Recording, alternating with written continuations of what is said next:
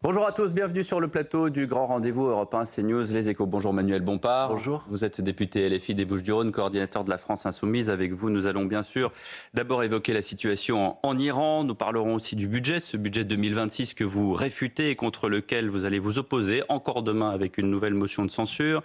Nous évoquerons les chiffres de la délinquance, la colère des policiers et les municipales avec les différents meetings LFI, notamment ce grand meeting encore hier à Roubaix, avec Jean-Luc Mélenchon venu soutenir le candidat David Guiraud. Pour vous interroger ce matin, Stéphane Dupont des Échos. Bonjour. Stéphane. Et Mathieu Bocoté. Bonjour Mathieu. Bonjour. L'explosion hier à Bandar Abbas sur le détroit d'Ormuz a suscité tout de suite l'inquiétude. Difficile encore de dire ce qui s'est passé. En tout cas, ce matin, les forces armées iraniennes sont en alerte. L'armada américaine est au large. Téhéran juge les armées européennes comme terroristes. Quelle est la position de la France insoumise sur les régimes iraniens et sur la réponse à y apporter ? Notre position, elle est très claire depuis des années, y compris depuis l'arrivée au pouvoir de ce régime. Moi, personnellement, je n'étais pas né à l'époque, mais Jean-Luc Mélenchon déjà prenait position, évidemment, en opposition absolue avec ce qui est aujourd'hui une théocratie et contre laquelle il faut lutter, contre laquelle d'ailleurs le peuple se révolte et se rebelle. Maintenant, la question qui est posée, c'est comment faire en sorte qu'on puisse tourner la page de ce régime.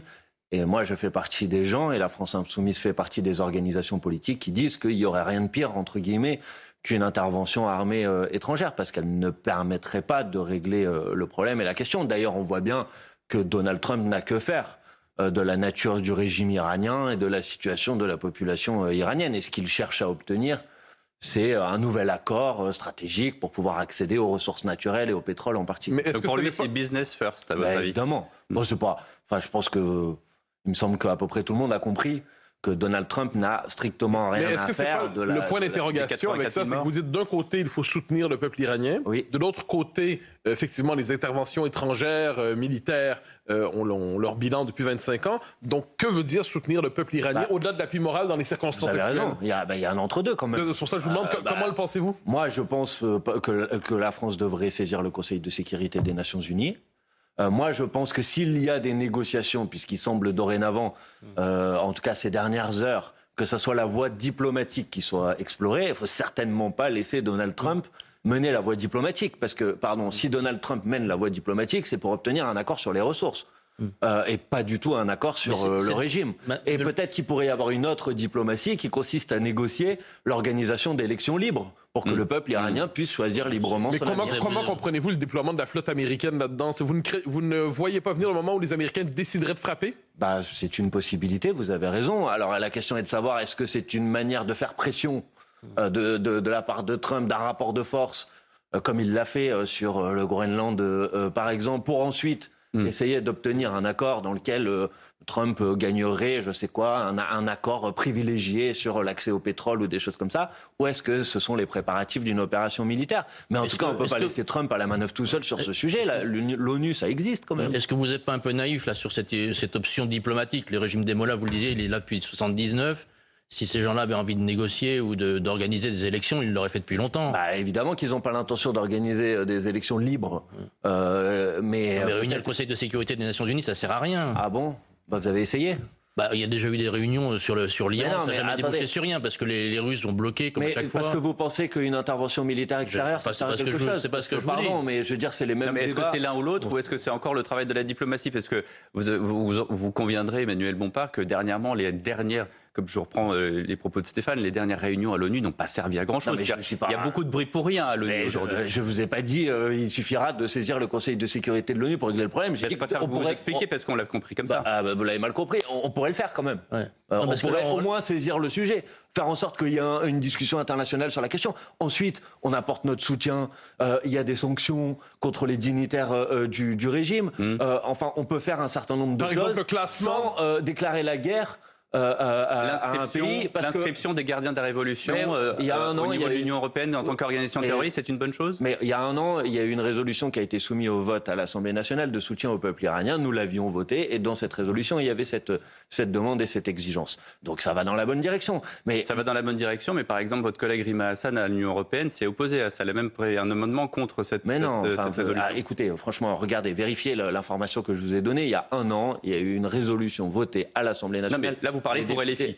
Oui, Là, je vous parle Rima de... Hassan, elle est membre de la France Insoumise, donc je ne sais pas à quoi vous faites référence, je ne connais pas cet amendement, mais en tout cas, notre position sur ce sujet, c'est celle que nous avons votée à l'Assemblée nationale. Mais Ça a le mérite d'être clair. est-ce que vous ne craignez pas, dans la séquence actuelle, parce que lorsqu'il y a une insurrection et qu'il y a répression, quand la répression frappe fort, l'insurrection se dissout, est-ce que vous ne craignez pas à terme, encore une fois, que le régime des Mollahs se maintienne, que le soulèvement des Iraniens soit encore une fois balayé? Est-ce que vous ne craignez pas finalement que le régime en profite pour se renforcer dans les circonstances?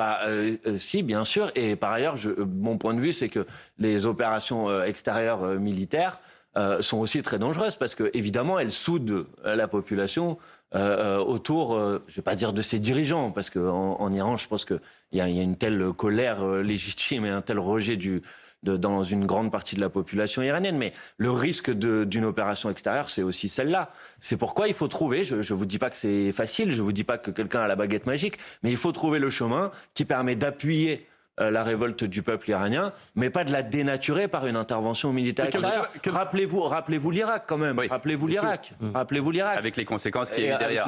En tout cas, on ne sait pas ce que va faire Donald Trump. On sait qu'il y a une deuxième armada qui est au large de l'Iran. Donald Trump qui, en même temps, prend beaucoup de place sur la scène internationale sur différents sujets. Il a moqué Emmanuel Macron à plusieurs reprises, le président français. Et dans le même temps, c'est un fleuron de l'équipement militaire français qui quitte la France pour les États-Unis. LMB, spécialiste des ventilateurs militaires qui équipent notamment les Rafales, les sous-marins nucléaires, les Tigres. Que dites-vous, vous, patron d'LMB?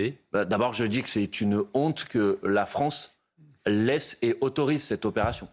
Je ne sais pas si vous le savez, mais le ministre de l'économie a le pouvoir de s'y opposer. Oui. Il a la possibilité. Il a dit qu'il n'avait pas de leçon à recevoir pour ceux qui critiquaient cette décision. Oui, ça c'est pas un argument, ça. Il reconnaît donc. Je dis pas que c'est un argument. Il reconnaît donc. Je le dis pour nos téléspectateurs. Ce que dit le ministre, c'est qu'il y a des conditions extrêmement strictes qui ont été mises, qu'ils ont ce qu'on appelle une golden share qui va permettre de bloquer les décisions stratégiques.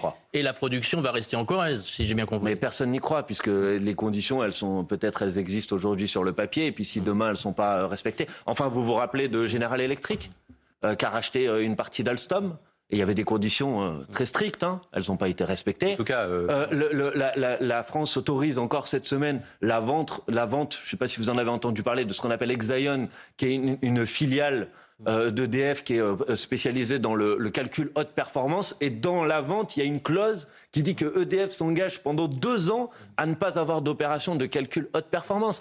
Et M. Lescure n'y voit aucun inconvénient et autorise cette vente. Écoutez, je vais vous dire, depuis des années et des années, il y a une série de décisions qui ont été prises et qui ont renforcé notre dépendance vis-à-vis de l'Amérique de Donald Trump. Et moi, je demande, et nous allons déposer avec mes collègues insoumis à l'Assemblée nationale, une commission d'enquête sur les responsabilités dans ces dépendances qui ont été renforcées entre la France et les États-Unis d'Amérique et sur les moyens à mettre en œuvre pour petit à petit couper ces chaînes de dépendance. Une commission d'enquête parlementaire. Bien sûr. Écoutez, comment vous pouvez accepter ces décisions-là? Comment vous pouvez accepter que le cloud de la SNCF a été confié à Amazon?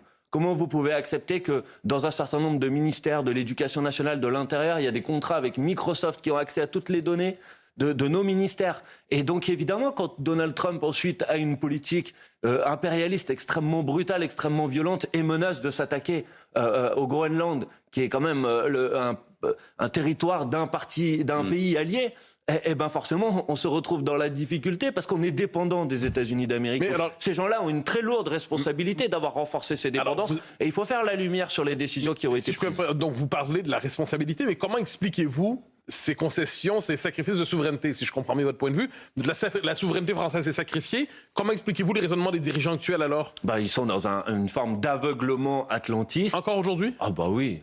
Oh oui, c'est du bruit. Vous avez des gens qui disent « Non, on va cultiver notre indépendance ». Et puis, une semaine plus tard, ils vendent des fleurons comme LMB Aerospace ou Exaion à des entreprises américaines. Et puis, vous avez, y compris en Europe... C'est une vieille histoire, parce que je reviens sur ce que disait Stéphane, qui parlait d'une golden share. Moi, j'ai retrouvé un article de 2017 du Figaro qui disait ceci. LMB Aerospace, PME française, leader des ventilateurs aéronautiques, travaille avec tous les grands noms de l'aéronautique civile et militaire. Elle s'est installée en Floride, donc déjà...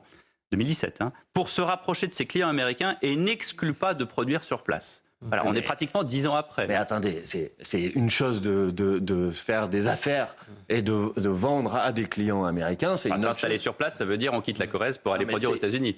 Ils ont dit qu'ils excluaient pas par ailleurs d'avoir une production sur place. Enfin après, moi je suis pas l'avocat de LMB Aerospace. Je veux juste dire que la question de à qui appartient l'entreprise sur des secteurs aussi stratégiques, c'est quand même décisif. Ce que je veux dire, c'est quand vous êtes à la tête d'un fleuron qui est notamment un fleuron militaire, puisqu'ils équipent des avions militaires, il y a quand même une conscience à avoir, même avant d'avoir l'aval du ministre ou de l'État ou du président de la République, de se dire on travaille quand même, on a une question de souveraineté soi-même. Ça j'entends que vous puissiez avoir cette appréciation. Mais là, en l'occurrence, on est dans le débat politique. Et le débat politique, c'est la question de la responsabilité des décisions politiques qui sont prises. Et cette responsabilité, c'est celle du gouvernement. Ça cogne un petit peu avec les images qu'on a vues ces derniers jours de l'affrontement entre Donald Trump et Emmanuel Macron. Vous dites qu'Emmanuel Macron est atlantiste, qu'on vend les bijoux de famille à l'Amérique. Regardez, il y a plus d'un an, il y a eu un débat sur le budget militaire français. Et à l'époque, M. Lecornu, qui était ministre de la Défense, disait « Mais non, mais 5% du PIB dans les dépenses militaires, ça n'a aucun sens ».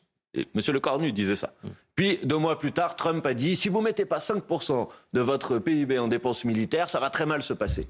Puis après, M. Lecornu et M. Macron ont dit « D'accord, on va mettre 5% de notre PIB en dépenses militaires ». Il y a eu le conflit ukrainien, il y a eu des États européens comme le... M. De Vigneault, il y a un an. Il y a eu des États comme la Pologne. Ukrainien, il avait déjà commencé. La France est aux ordres de l'Amérique. Vous écoutez. Au mois de juin, M. Trump dit on va vous mettre 30% de droits de douane. Madame von der Leyen court le voir et négocie un accord 15. où elle accepte 15% sans aucune contrepartie. Donc il y a une série de décisions. Et moi, je vais vous dire, les décisions de Emmanuel Macron et de Madame von der Leyen, en quelque sorte, ont donné à Donald Trump une autorisation de nous agresser, une autorisation de nous menacer, puis qu'il se rend compte qu'à chaque fois on cède. Donc pourquoi vous voulez qu'il change d'avis? Donc voilà, c'est avec ça qu'il faut tourner la page, et c'est la raison pour laquelle je souhaite cette commission d'enquête, pour que, stop, à un moment, on détermine les responsabilités, et on crée enfin les conditions de notre indépendance. On crée enfin les conditions de notre indépendance, parce qu'on ne peut pas être souverain si on n'est pas indépendant. Une pause et on revient tout de suite au grand rendez-vous. Toujours sur le plateau du Grand Rendez-vous Europe 1 CNews Les Échos avec Manuel Bompard, coordinateur de la France Insoumise. On va parler du budget et de cette motion de censure que vous allez présenter demain à nouveau pour vous y opposer. Juste une petite question, puisqu'on était sur le chapitre international de Jean-Luc Mélenchon, qui cette semaine a dit qu'il voulait remettre la Russie dans le concert des nations. Il souhaite que les gazoducs Nord Stream soient remis en route. Pourquoi cette prise de position maintenant ?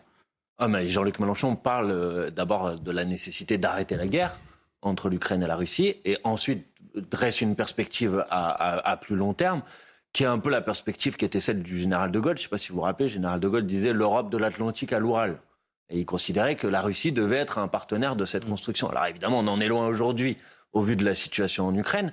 Mais oui, il faut créer cette perspective. C'est-à-dire racheter du gaz racheter du gaz à la Russie pour qu'elle finance son effort de guerre. C'est ça l'idée.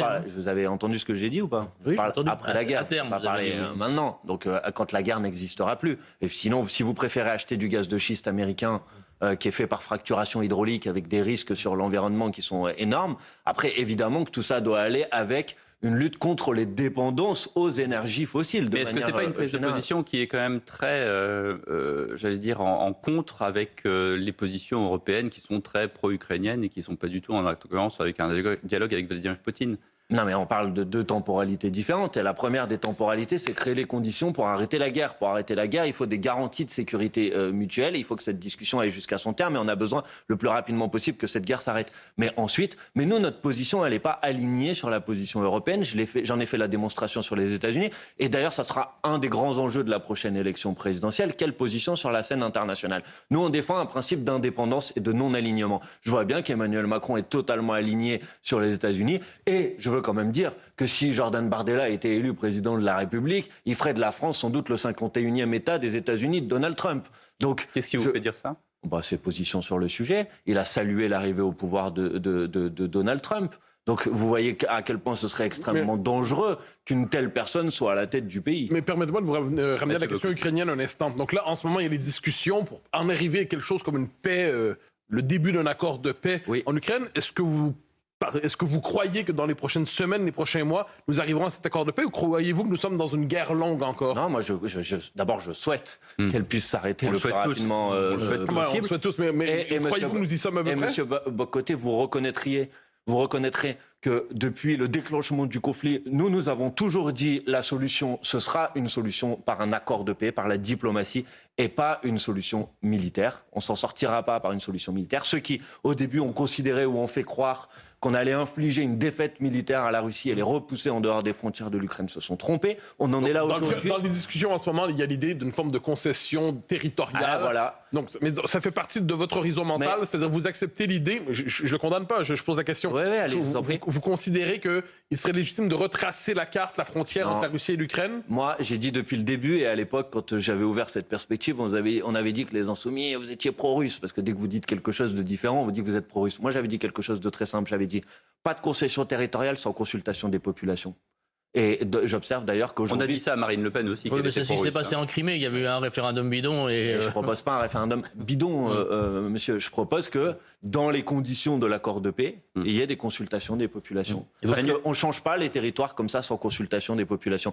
Et je remarque que quand j'avais dit ça, beaucoup de gens m'avaient critiqué. Et puis maintenant, vous avez monsieur Macron et les dirigeants européens qui se rallient à l'idée de concession territoriale sans consultation des populations. Eh ben moi, je suis pour la démocratie en toutes circonstances. C'est au peuple concerné de décider. C'est à eux de dire leurs mots et donc il faut des consultations. Et on va voir comment aboutissent ou pas d'ailleurs ces négociations à Abu Dhabi. En tout cas, demain, vous allez de nouveau être sur le pont, Manuel Bompard. La France insoumise s'opposera une nouvelle fois au budget 2026 avec une motion de censure. La dernière fois, il vous a manqué 22 voix. Est-ce qu'une nouvelle fois, les voix de la gauche de gouvernement et notamment des socialistes vont vous manquer? C'est le risque, oui, bien sûr. Après, la gauche de gouvernement, je ne sais pas si c'est la bonne expression, parce que je vois plus vraiment ce qu'il y a de gauche quand vous défendez un budget dans lequel on va supprimer 4000 postes d'enseignants, 3000 postes de surveillants, un budget dans lequel on va retirer l'aide de 500 € aux apprentis pour financer leur permis de conduire, un budget dans lequel on va retirer un crédit d'impôt pour les personnes âgées pour pouvoir faire des travaux à leur domicile pour rester à la maison et quand ils sont en situation de dépendance. Vous voyez, c'est pas un budget qui correspond au programme du nouveau Front Populaire. Mais le gouvernement dit il y a celui-ci et il y en a pas d'autres. Il y en a qui le laissent passer. Et puis il y en a qui s'y opposent. Et donc je pense que si on veut être fidèle à la parole qu'on a donnée au moment des élections, qui n'est pas de faire ça, qui est de faire l'inverse, eh ben il faut censurer. Et après, les socialistes, je vais prendre leur défense, ils disent qu'ils ont obtenu un certain nombre de choses, la suspension de la réforme des retraites, le repas à 1 € pour les étudiants, l'augmentation de la prime d'activité, etc., etc. Eux, ils disent, nous, on a obtenu des choses, vous vous opposez, vous obteniez rien du tout, quoi. C'est de tout ou rien et c'est rien, quoi. Mais non, c'est pas rien. D'abord, je vais vous dire, il y a un travail très simple à faire. Le Parti socialiste, au mois de septembre, a présenté un contre-budget. C'était leur proposition. Il y avait 20 mesures dans ce contre-budget de recettes ou d'investissements nécessaires. Sur ces 20 mesures, dans le budget de M. Lécornu, vous savez combien il y en a? Je vais vous dire, 0. Il y en a 0 sur les 20 propositions que le Parti socialiste... Ils ont trouvé des nouvelles concessions, mais pas les anciennes. Sur la table. Mais non, mais attendez, ils se revendiquent de concessions dont ils n'ont pas la paternité, la responsabilité. Que le barème de l'impôt sur le revenu ne soit indexé finalement l'année prochaine sur l'inflation alors que le gouvernement ne voulait pas le faire, c'est pas grâce au Parti socialiste, c'est grâce à tous les députés qui ont voté son indexation à l'Assemblée nationale. Non, pas surtout LR. Sur cette mesure-là... Non, pas du tout. Nous avions proposé le même amendement. Et d'ailleurs, vous aurez remarqué qu'à l'époque, les socialistes avaient dit « Mais quelle honte, vous avez voté la même chose que les Républicains ». On avait dit « Mais non, mais tout le monde est d'accord pour réindexer le barème de l'impôt sur le revenu ». Donc le Parti socialiste revendique... Donc ils n'ont rien obtenu, c'est bidon. Il y a ce que vous avez dit.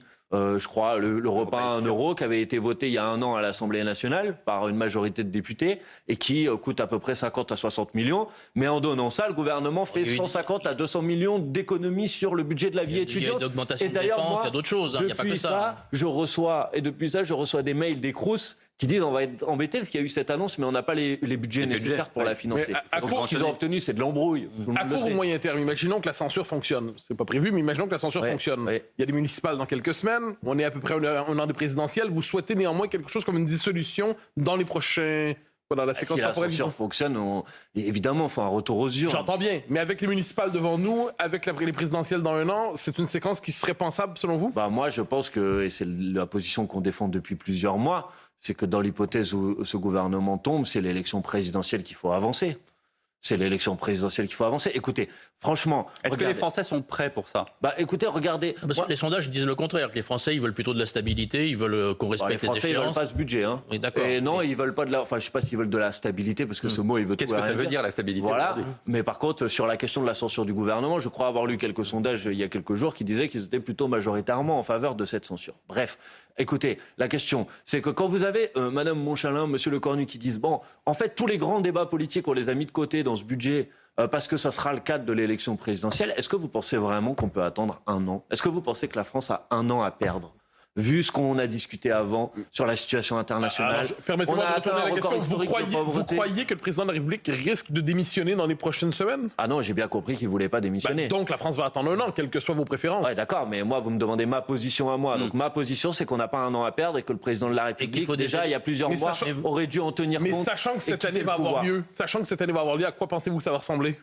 Dans cette année, si on en reste en l'existence, ça va être ce budget-là, c'est-à-dire une continuité de la politique macroniste, parce que ce budget s'inscrit dans la continuité de la politique macroniste, et rien qui permet de faire face aux grands défis qui sont devant nous aujourd'hui. Rien pour répondre à la situation qui fait qu'en France, on a atteint un record historique de pauvreté jamais vu depuis les années 70. Rien pour renforcer notre indépendance. On en a parlé dans la première partie de cette émission. Rien pour faire face à l'urgence climatique et environnementale. Rien pour répondre aux grands défis de notre société aujourd'hui. Emmanuel Bompard, vous évoquez la situation internationale, vous dites qu'elle est grave, ce qui est le cas, et vous voudriez que le président de la République soit poussé à démissionner et qu'il y ait des élections dans la foulée. Mais est-ce que ça ne va pas encore affaiblir un peu plus la France et l'Europe vis-à-vis des États-Unis et de la Russie? Je crois que pour ce qui est affaiblir la France et l'Europe, la France vis-à-vis de l'Europe et l'Europe vis-à-vis des États-Unis, je crois qu'Emmanuel Macron s'en occupe très bien lui-même. Donc, est-ce que vous diriez si Emmanuel Macron n'était pas là, on s'en sortirait bien. Est-ce que vous diriez que les moqueries de Donald Trump sont, j'allais dire, quelque chose de plus sur l'affaiblissement de la France?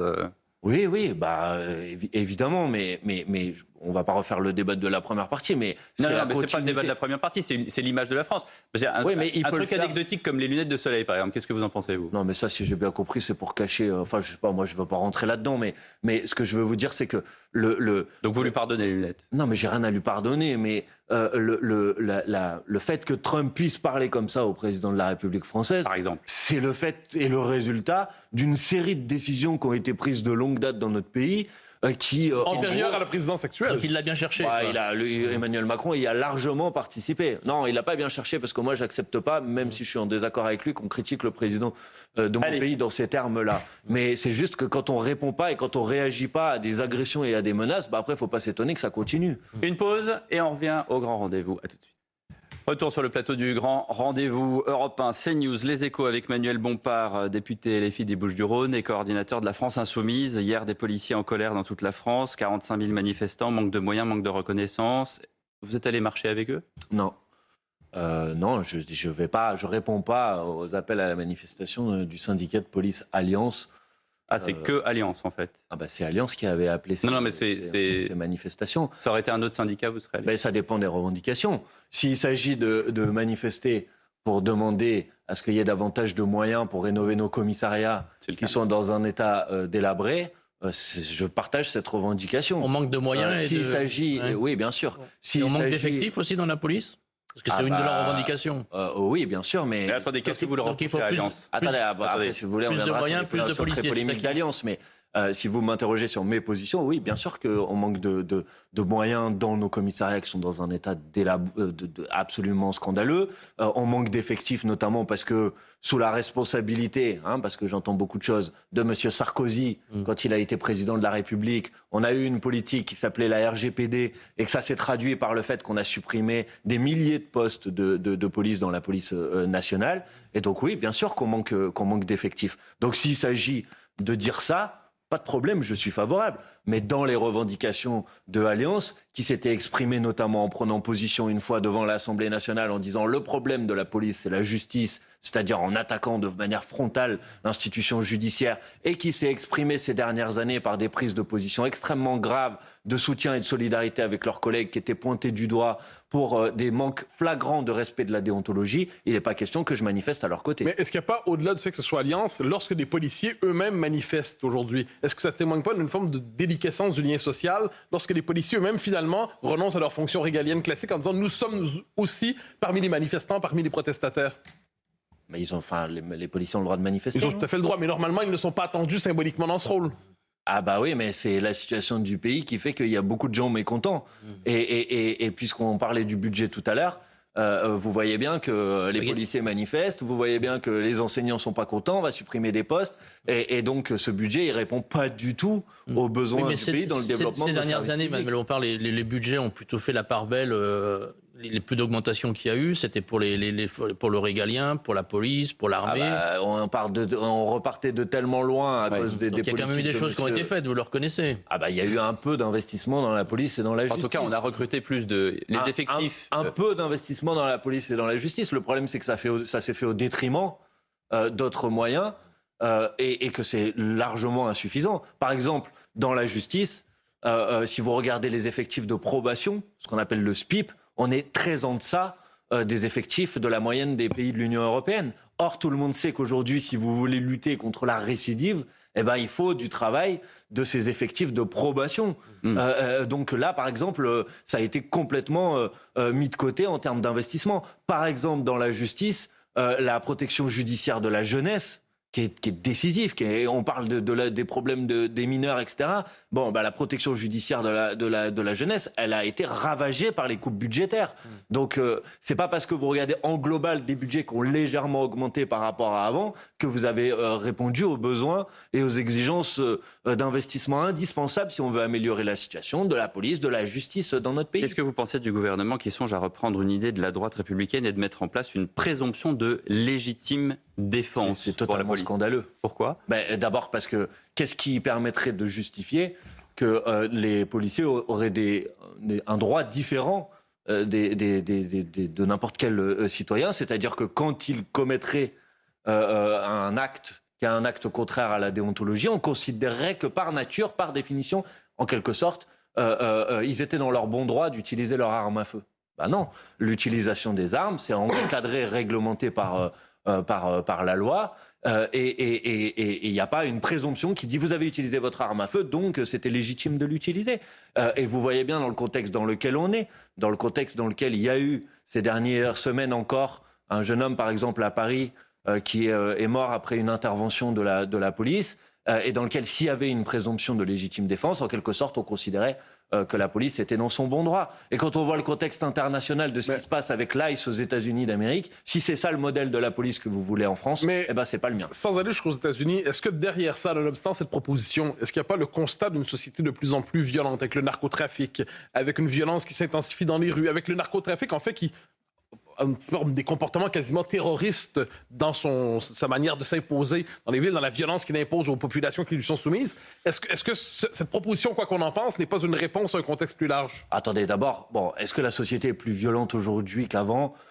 Difficile de le dire. C'est pas difficile de le dire quand on a les chiffres de la délinquance qui sont tombés encore cette semaine. Mais attendez, d'accord, mais sur les homicides, par exemple, il y a moins d'homicides aujourd'hui qu'il y a 30 ou 40 ans en France. Donc, là, on compare plutôt d'une année à l'autre, non? Non, mais vous me posez la question pendant des années. Il y a des phénomènes de narcotrafic. J'ai à l'esprit, par exemple, Bruno Retailleau qui disait que le narcotrafic pose aujourd'hui des problèmes nouveaux. On va pas nuancer le problème. Il y a un problème. Je vous dis juste, est-ce que c'est plus violent qu'avant? Je sais pas. La criminalité organisée, c'est pas nouveau. Les phénomènes mafieux en France, il y en a eu pendant. Il n'y a pas, selon vous, une forme de désinhibition de la violence, par exemple, des phénomènes mafieux? Particulièrement dans votre circonscription, qu'est-ce que vous disent vos électeurs? Vous êtes élu de Marseille. Il y avait un problème de narcotrafic à Marseille. Mais disons que sur le constat, je mets de côté et on s'attaque aux solutions, d'accord? Parce que c'est ça la question qui est la question importante. Oui, il y a un problème avec la criminalité organisée en France, évidemment. Est-ce que la manière avec laquelle aujourd'hui le gouvernement prétend répondre à ce problème, est-ce que c'est la bonne manière d'y répondre? Évidemment non. Si vous voulez lutter contre la criminalité organisée, qui sont des réseaux internationaux, qu'est-ce que vous faites? Vous investissez dans la police judiciaire, vous luttez contre les phénomènes de blanchiment d'argent, vous avez de la coopération internationale pour pourchasser les têtes de ces réseaux. On a fait exactement l'inverse. Tout à l'heure, vous avez mis en cause les policiers en disant ils contestent... Mis en cause les policiers, pourquoi vous dites ça? Vous avez dit, les policiers, notamment le syndicat Alliance, dit la justice ne suit pas derrière. On met en garde à vue et la police libère. C'est grosso modo ce que disent certains policiers. Mais là, vous me dites, la justice n'est pas opérante sur certains sujets. Je ne vous ai pas dit ça. Je ne vous ai pas dit ça. Je vous ai dit que les décisions qui ont été prises sont des décisions. La doctrine aujourd'hui dans la lutte contre la criminalité organisée, c'est concentrée sur le bas du spectre. le bas du panier. Donc, on augmente le montant de l'amende pour fait des le mesurettes. consommateur de cannabis. Donc, on va chasser le petit dealer dans la rue. Mais tout le monde sait très bien que comme ça, vous réglerez jamais le problème. Et ce qu'il faut faire, Il y a des c'est mettre démantèlements. tout le paquet sur le haut du spectre. Mais il y a des Sur le démantèlements haut du spectre. il y a des démantèlements de trafic et de réseaux qui se font tous les jours. Il y en a. Ça commence à- ça Heureusement commence. qu'il y a une police Voilà. judiciaire qui travaille. Mais vous voyez bien que c'est pas peut les suffisant. Vous saluer. m'interrogez sur la situation. Mais moi, quand on démantèle et quand on attrape une tête de réseau, je le salue évidemment. Je vous dis juste que pourquoi on le fait pas suffisamment? Parce que il manque des greffiers dans nos tribunaux pour les juger, parce qu'il n'y a pas suffisamment d'effectifs dans la police judiciaire, parce qu'il y a eu une réforme de la police judiciaire qui l'a affaiblie, parce qu'elle l'a départementalisée, et que d'ailleurs les officiers de police judiciaire et les policiers de la police judiciaire étaient contre cette réforme, parce qu'on n'a pas suffisamment de moyens qui sont mis en place dans la douane. Quand vous avez un conteneur sur, je crois, 4000 qui est contrôlé dans le port du Havre, faut pas s'étonner qu'il y ait de la drogue qui peut rentrer. Donc il faut mettre des effectifs de douaniers, parce qu'il faut des effectifs spécialisés dans la lutte contre les phénomènes de blanchiment, parce que les têtes de réseau, à la fin, c'est de l'argent qui vient financer il y a les une chose réseaux. que je comprends pas, Manuel Bompard, Donc, c'est que je sais pas ce que vous avez vous comprenez longtemps... pas. Non, c'est pas sur ce que vous venez de dire, mais vous avez longtemps dit qu'une des solutions pour le narcotrafic, c'était de légaliser le cannabis. J'y viens. Et là, vous me dites, non, en fait, c'est quand même des mesures Mais- totalement à contraire à ce que vous disiez. Mais pas là-dessus. du tout. Mais justement, il y a une cohérence dans ma doctrine. Arrêtez d'attaquer et de courir derrière le petit consommateur, légaliser, parce que c'est comme ça que vous pourrez concentrer. Même s'il y a des risques, on est Attendez, mais bien sûr qu'il y a des risques. Mais justement, après, on va venir sur les risques. Ah ouais. Mais précisément, parce que vous concentrez les moyens sur le haut du spectre, la légalisation permet de concentrer les moyens sur le haut du spectre. Bah oui, évidemment, puisque ça fait que vous n'avez pas besoin d'avoir des Rien policiers d'évident. qui courent derrière le petit consommateur de drogue, et vous concentrez les moyens sur le démantèlement du réseau. Ensuite, oui, il y a des risques, vous avez raison, et la meilleure manière d'avoir une politique de prévention en C'est quoi, matière les de risques santé, les risques liés à la consommation du cannabis. Il y a des risques sur la santé. Tu veux essayer? Non, je pensais que vous parliez de la Il y a des dépénalisation. risques sur la santé, Ouais. mais vous êtes d'accord qu'il y a des risques sur la consommation d'alcool. Et Oui, mais pourtant, attendez, là, on va pas tout mélanger, là on parle de la je drogue. ne mélange pas tout. Je vous dis Il juste y a, que il y a eu, ça a il y été a- encadré l'alcool. il y a des risques sur la consommation Il y a du eu la tabac. loi Evin, il y a eu Il y plein a de des choses. risques sur Bien la sûr, il y a des consommation du campagnes tabac. pour le tabac. Vous avez le prix du tabac Exactement. aujourd'hui. Et donc, la meilleure manière de faire des politiques de prévention et de santé publique, la légalisation, permet ensuite de mettre en place ces politiques de prévention et de santé Mais, publique. Donc moi, je ne suis pas en train de dire à tout le monde je légalise parce qu'il faut que tout le monde consomme du cannabis. Mais Je dis justement, précisément Il y l'inverse. en a de plus en plus. Il y en Je a de plus en plus. légalise. Bah oui, consommateurs. Mais et c'est pas légalisé. Non, mais- Donc vous voyez bien que c'est pas le sujet. Permettez-moi- Donc on c'est votre légalise, idée, c'est on votre idée. concentre les moyens sur les réseaux de criminalité organisée, voilà, et on fait des politiques de santé publique. Mais justement, ça c'est plus efficace. permettez-moi de vous transformer Mathieu en Bocquet. instant sociologue. Comment comprenez-vous, Essayez.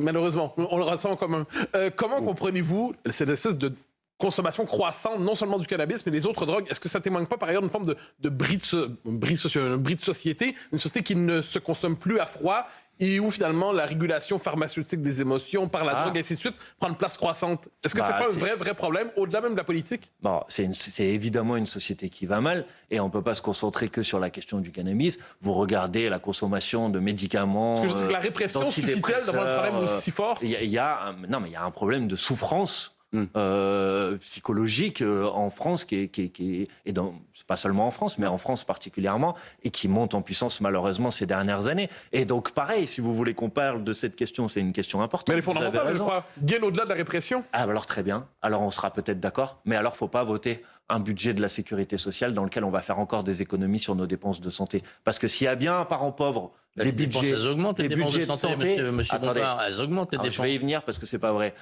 Mais si il y a bien un parent pauvre ces dernières années des politiques publiques en matière de santé, c'est bien la psychiatrie. La psychiatrie qui a été complètement abandonnée, complètement laissée à l'abandon, malgré des signalements.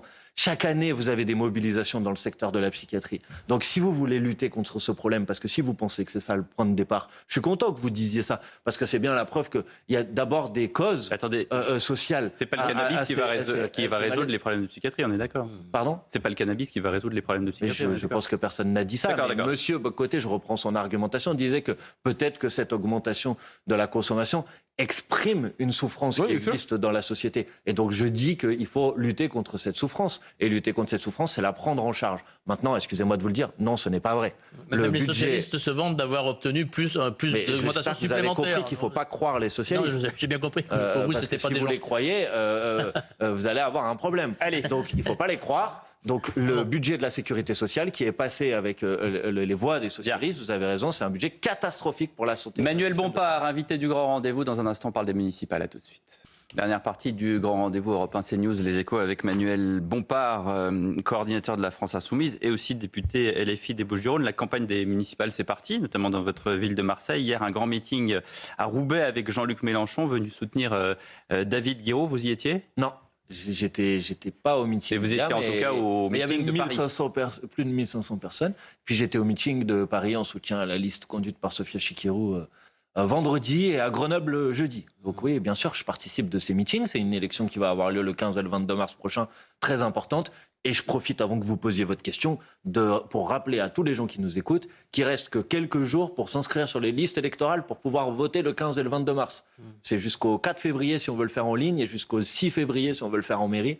Donc voilà, tout le monde inscrivez-vous, vérifiez que vous êtes bien inscrit, c'est important de se déplacer pour aller voter. Cette année, par rapport aux dernières élections municipales, vous partez sous vos propres couleurs partout, aucune alliance avec les autres partis de gauche, à part quelques écologistes qui vous ont rejoint, des dissidents. Pas seulement. Pas seulement. C'est quoi ? C'est l'acte de décès de la NUPES et de l'alliance de la gauche, chacun pour soi maintenant ? D'abord, pas seulement, ou alors vous n'êtes pas très bien informé, mais par exemple à Limoges, notre candidat est soutenu par Damien Maudet, est soutenu par la France Insoumise et les écologistes, pour prendre cet exemple-là. Et à Saint-Denis, notre candidat Bali Bagayoko est soutenu par les Insoumis et le Parti communiste. Donc vous voyez, il y a des endroits où il y a des alliances. Mais il y a effectivement des endroits où la France Insoumise présente ses propres candidatures avec la volonté de porter un certain nombre de mesures et de programmes, de propositions, parce que c'est à ça que ça sert quand même une élection. Et moi je dis par exemple que partout, si vous votez pour un maire insoumis, eh ben, nous ferons la cantine bio et gratuite dans les écoles. Parce que ça, c'est une annonce que vous faites ce matin sur Europe 1 et sur CNews. L'annonce que je veux faire, par ailleurs, c'est parce qu'il y a eu pas mal de débats ces dernières semaines sur la question de l'accord de libre-échange avec le Mercosur. Vous savez ? Et on voit bien que la Commission européenne, malgré le vote des parlementaires européens insoumis, grâce aux insoumis, le Parlement européen a saisi la Cour de justice de l'Union européenne. Malgré ça, la Commission européenne a l'intention de passer en force sur le Mercosur. Et ben moi, je dis que les villes insoumises, les villes dirigées par des maires insoumis seront des villes hors Mercosur. C'est-à-dire que dans nos cantines, il n'y aura pas de produits qui seront importés du Mercosur ou qui utilisent des pesticides qui sont autorisés au Mercosur. Pourquoi je dis ça ? Parce que les enfants, nos enfants, ils ont le droit à la cantine d'avoir une nourriture de qualité. Il y a beaucoup de viande argentine dans les cantines en France, vous croyez ? Peut-être pas aujourd'hui, parce que l'accord de libre-échange avec le Mercosur ne voyait pas le jour. Mais si on fait un accord de libre-échange avec le Mercosur, c'est bien pour faire venir des produits agricoles du Mercosur. Donc voilà ce que je dis. Vous savez, un quart des gamins, aujourd'hui, ils ne mangent pas à leur faim. Donc garantir à chaque enfant un repas de qualité, bio et gratuit, ça me paraît être une mesure essentielle, et c'est la France Insoumise qui l'a défend. Puisque vous parlez du Mercosur, est-ce que vous en voulez à Mme von der Leyen, non seulement d'avoir voulu cet accord du Mercosur, mais en plus de maintenant vouloir un traité provisoire, alors que les députés européens... C'est inacceptable. C'est inacceptable. Mais bon, j'en veux effectivement à Mme von der Leyen. Mais ça fait longtemps que j'en veux à Mme von der Leyen. Mais j'en veux aussi à M. Macron. Mais LFI n'a pas voté la censure de Mme von der Leyen. Si, on a déposé nous-mêmes une motion de censure il y a 2-3 mois pour essayer de renverser mais Mme pas la dernière. Non mais attendez, ça c'est autre chose. C'est une motion de censure qui servait à rien. Pourquoi elle sert à rien ?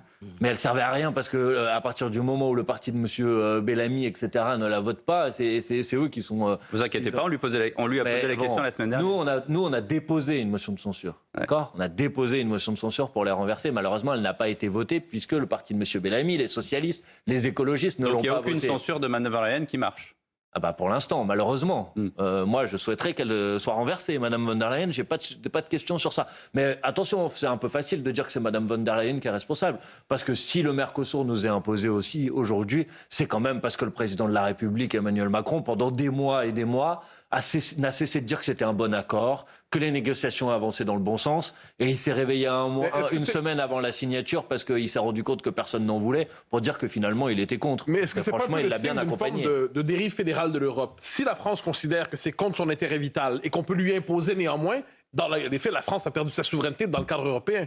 C'est pourquoi, moi je vous dis que si nous remportons les élections présidentielles l'année prochaine, nous n'appliquerons pas cet accord de libre-échange avec le Mercosur, et que dans toutes les communes dans lesquelles vous allez élire un maire insoumis ou une maire insoumise, nous n'appliquerons pas cet accord de libre-échange avec le Mercosur. Et qu'est-ce que vous ferez en plus pour l'Union européenne? Vous arrêterez la contribution, par exemple, française pour l'Union européenne? D'abord, on posera un certain nombre d'exigences. On mènera une négociation, un rapport de force. Et oui, dans ce rapport de force, il faut avoir des mesures de rétorsion.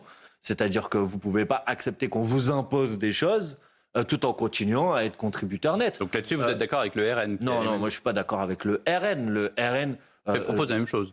De quoi?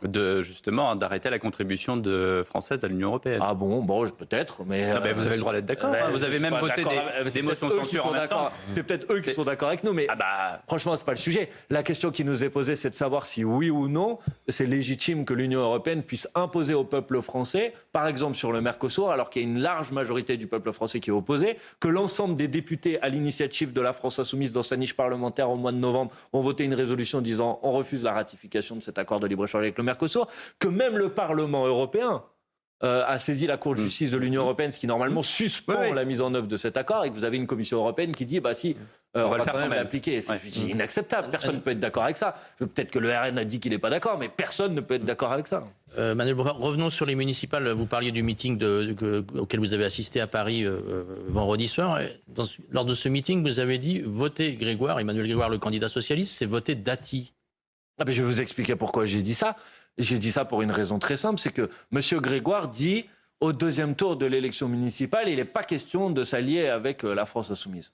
Or, tout le monde sait qu'il n'est pas possible de gagner Paris à gauche sans les voix de la France insoumise. Donc, si vous votez si vous mettez M. Grégoire... Chikiro est à 11% à peu près. Attendez, après on parlera des sondages, mais si vous mettez M. Grégoire en tête de la gauche, vous prenez le risque que ce soit Mme Dati qui soit élue maire. Mais si vous mettez, et c'est la deuxième annonce que j'ai faite, mais vous ne l'avez pas dite, c'est que si vous mettez Sophia Chikirou en tête de la gauche à Paris, elle organisera le rassemblement pour battre Mme Dati. Donc pour battre Mme Dati, pour il faut l'instant, voter elle est à pour 10% Mme Chikirou. dans les sondages, donc elle en est encore très très loin. Oui, pour l'instant. Et elle-même, elle a dit, il faut surtout éviter une chose, c'est un maire socialiste à Paris. Non, elle n'a pas dit. Elle l'a dit. Elle l'a dit au mois de novembre. Il faut surtout éviter une chose. Ça, c'est ce que vous rajoutez, mais elle n'a pas dit ça. Elle a dit il ne faut pas de maire socialiste à Paris. Oui, ça... Oh, quelle surprise, elle est candidate pour gagner et pour être maire. Oh, quelle surprise, Mme Chikirou n'est pas socialiste, elle est insoumise. On a l'impression que si Mme Chikirou est maire de Paris, ça ne sera pas un socialiste, ça sera une insoumise, et ça sera très bien pour Paris. Est-ce qu'il reste quelque chose aujourd'hui de l'esprit du NFP, ou plus du tout? Il y a de l'esprit du NFP. Ah si, il reste quelque chose de l'esprit du NFP. Quand je vois, c'est aussi ce qu'on a annoncé au meeting de Paris, et cette semaine, qu'il y a à peu près 500 militants écologistes qui ont signé une tribune cette semaine pour dire il faut continuer à faire vivre le programme du nouveau Front populaire. Et ça se fait avec la France insoumise. Il reste quelque chose de l'esprit du NFP. Par contre, le Parti socialiste a complètement tourné le dos à l'esprit du NFP. Vous me parlez de M. Grégoire. Grégoire, cette semaine, il recevait le soutien de M. Hollande. Bon, donc clairement, et de M. Delanoë qui avait soutenu M. Macron. Mais on peut retourner. Donc ça, c'est pas le. Mais on peut retourner NFP, l'analyse. Vous dites, Paris ne peut pas, la gauche ne peut pas gagner Paris sans l'appui de LFI. Mais plus largement, LFI ne peut pas gagner le pays sans une union de la gauche. Moi, c'est la raison pour laquelle je suis très clair. Je dis que si nous sommes en tête. Donc M. Hollande, donc M. Grégoire, ces gens-là font partie de notre coalition de demain. Vous dites, c'est pas le NFP, Grégoire et Hollande. Attendez, laissez-le répondre. Si vous voulez que je vous réponde, merci. Mais c'est très simple. C'est très simple. Nous, notre position, elle est très claire. Elle s'applique partout. Là où nous arrivons en tête, à gauche, nous proposons le rassemblement pour battre la droite et l'extrême droite. Je ne peux pas être plus clair. Si, parce que vous pourriez être plus clair, parce que le rassemblement, c'est un grand mot. Là, Mathieu et Stéphane vous disent, alors qui? Il faut des incarnations. Est-ce que François Hollande? Est-ce qu'Emmanuel Grégoire? Est-ce que Benoît Payan? Parce qu'aujourd'hui, à Marseille, on a beaucoup parlé de Paris, mais vous êtes quand même plus concerné par Marseille. Je suis concerné Monsieur par Delogu est à 14%. Qu'est-ce qu'il appelle à voter au deuxième tour, par exemple? Je vous ai répondu très clairement. Mettez Sébastien Delogu en tête à gauche à Marseille. C'est pas moi, c'est les électeurs. C'est aux électeurs que je m'adresse. S'il n'est pas en tête, qu'est-ce qu'il fait au second tour? C'est ça. Il appelle à voter pour Payan? Mais vous connaissez le mode de scrutin ou pas? Oui. Au-dessus de 10%, la question, c'est pas est-ce qu'il appelle à voter ou pas. C'est est-ce qu'il se maintient ou pas? Bon, ça, c'est à M. Payan de répondre à cette question. Est-ce que M. Payan tend la main pour qu'il puisse y avoir un rassemblement? S'il tend la main, qu'est-ce qui se passe? S'il tend la main, nous, on a toujours dit qu'on prenait nos responsabilités face à la droite et face à l'extrême droite. J'ai pas de difficulté sur ce sujet. Donc ça veut dire qu'il y a, des relents du NFP, et on rejoint la question de Mathieu. M. Payan dit pas question au deuxième tour comme M. Grégoire. Mais pour vous, Madame c'est parce que vous les croyez pas. Que vous Monsieur Grégoire et Madame Dati, pour vous, c'est pas bonnet blanc, blanc bonnet. Il y a une différence. Je fais la différence entre une ministre en l'occurrence du gouvernement Lecornu et une personne qui le laisse en place. Je fais une différence entre les deux. Une différence. Une Vous nuance. n'avez pas de préférence. Ah, une nuance. À la fin, écoutez, si vous devez choisir entre les deux, c'est pas inimaginable. Mais regardez, débat, c'est je très trouve. simple. Il n'est pas si difficile pour un insoumis comme vous de dire je préfère quand même M. Grégoire à Mme Dati. Mais monsieur Bocoté, on parle du contenu de politique, c'est pas un problème sur les individus. Mais le fait Mon est que la problème, il est politique, pas sur c'est les des individus. incarnations. Regardez, on parle de Paris là, parce que vous m'interrogez sur Paris. Je voudrais rappeler que la France, c'est pas que Paris, il y a plein de Non, communes. je vous ai parlé de Marseille. Vous me parlez de Paris. Mais à Paris, les 4000 postes d'enseignants supprimés, c'est à peu près 200 postes d'enseignants en moins à Paris. Ça, c'est de la responsabilité de Mme Dati, de M. Bournazel, qui est aussi candidat, d'ailleurs, il ne faut pas l'oublier, et de M. Grégoire. Bon, c'est leur responsabilité conjointe et commune. Parce que Parce qu'ils laissent passer le même budget, parce qu'ils se sont accordés sur le même budget, et que dans ce budget, il y a ces 4000 postes d'enseignants supprimés. Donc voilà, je pense quand même que c'est important que les gens Donc sachent. le Parti socialiste, c'est la béquille de la Macronie aujourd'hui pour vous? Ah, ça, c'est Marine Tourdelier, je crois, qui a dit ça. Et sur ce point, elle avait raison. moi, j'avais une question sur votre circonscription, les Bouches-du-Rhône, ou en tout cas sur votre région. Oui. Récemment, vous vous êtes opposé à l'Assemblée nationale, comme d'autres élus LFI, au projet du Rocher Mistral à la Barbin, ce parc qui propose des spectacles historiques. Le maire sortant de cette commune, qui s'appelle Franck Santos, lui aussi est un combattant des idées du Rocher Mistral depuis des années. Il est candidat à sa réélection, il n'est pas du tout LFI. Est-ce que, en revanche, il pourrait compter sur votre soutien ? Alors là, franchement, vous m'interrogez sur une situation très spécifique. Je ne suis pas capable de vous dire s'il y a une liste insoumise dans cette commune, mais je sais que, de mémoire, ce maire avait effectivement pris position contre ce projet. Et nous aussi, nous avions pris position contre ce projet. Est-ce qu'on est d'accord avec le reste de ses propositions et de son programme ? Je n'en sais rien parce que je ne connais pas les propositions et son programme, donc je ne veux pas vous répondre et vous dire une bêtise. Donc on ne sait pas si vous serez son soutien. Ah bah là, vous m'interrogez sur une commune. Ah bah oui, pardon, c'est une petite commune. c'est pas du tout insultant pour les habitants de cette commune, mais c'est une commune de taille raisonnable, on va dire modeste. Donc là, j'ai pas l'information, mais je vous la donnerai sans aucun problème, puisque la France Insoumise présente des candidats dans plus de 500 communes aujourd'hui. En tout cas, vous et êtes essentiellement d'accord les sur très grandes communes, mais dans l'opposition à ce projet, nous vous étions êtes d'accord, oui. Merci beaucoup, Manuel Bompard, Merci à vous. d'avoir été l'invité du Grand Et allez Rendez-vous. voter le 15 et le 22 mars, il y a des listes soutenues par la France Insoumise dans toutes les communes. Très bon dimanche à tous.